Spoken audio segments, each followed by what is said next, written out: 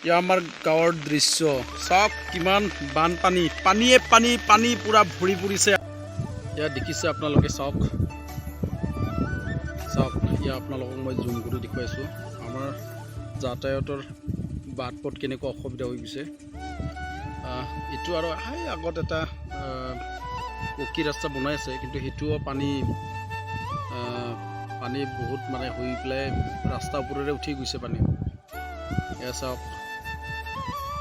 কিমান পানী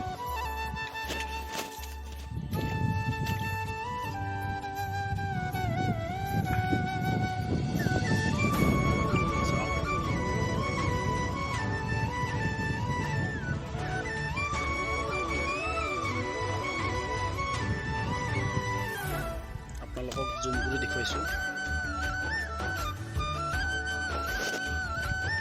চাওকচোন